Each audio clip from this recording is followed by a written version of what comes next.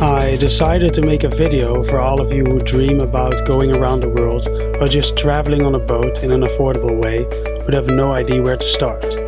You can crew or buy a boat. I'll explain about the advantages and disadvantages of crewing and buying an expensive or cheaper boat. Let's start with crewing. This is Viva, a boat one of our crew members used to crew on, a catamaran sailing a part of the world.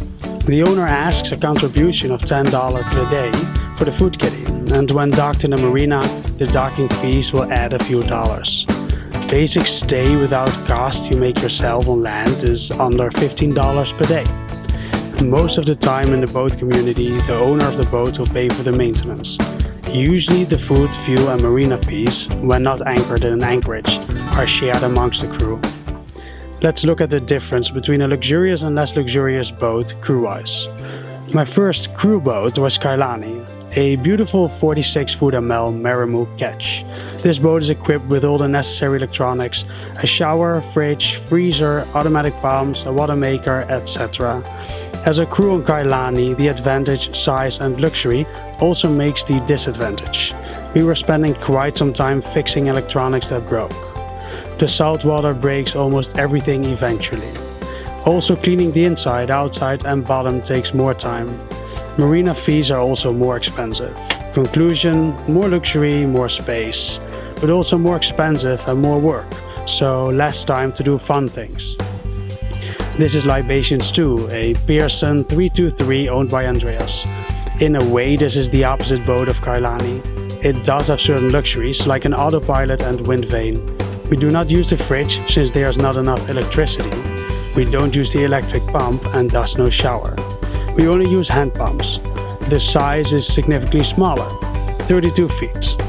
We always try to avoid marinas and have a very cheap dinghy, but it works. Cleaning the inside, outside and bottom of the boat takes only a fraction of the time compared to a bigger boat, and there are less repairs to do.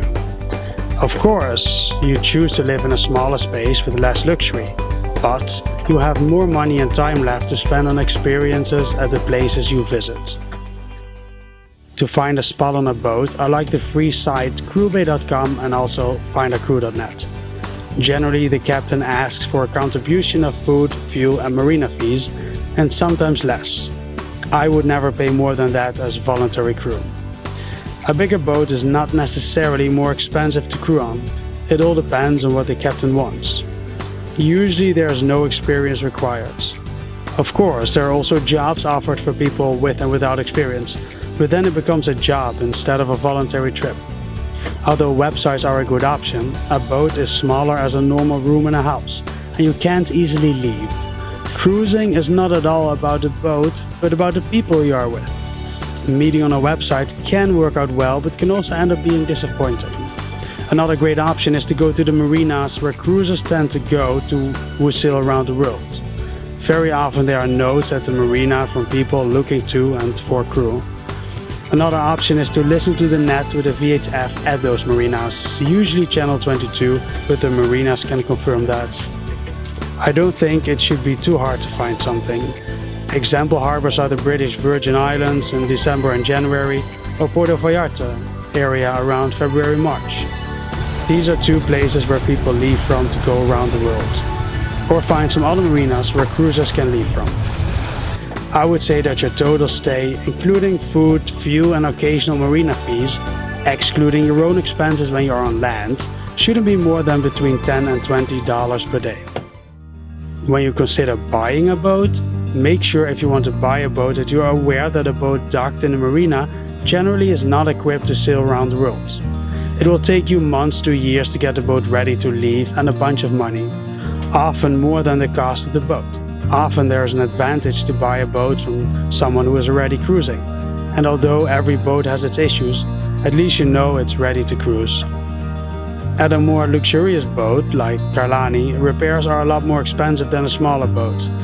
If you are very handy, a boat like this, ready to cruise around the world, will cost you around $100,000 plus several months of work.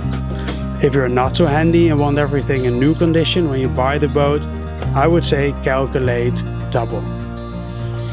A smaller boat in a great state with all the basic luxuries and decent gear you need to sail around the world will cost you around $35,000. Repairs are significantly cheaper for the boat and marina fees too. If you have any questions, leave a comment. Good luck with your decisions.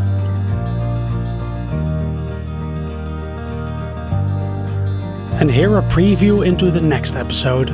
We are on a passage to Costa Rica. You always have to be very careful that this boom doesn't knock you out.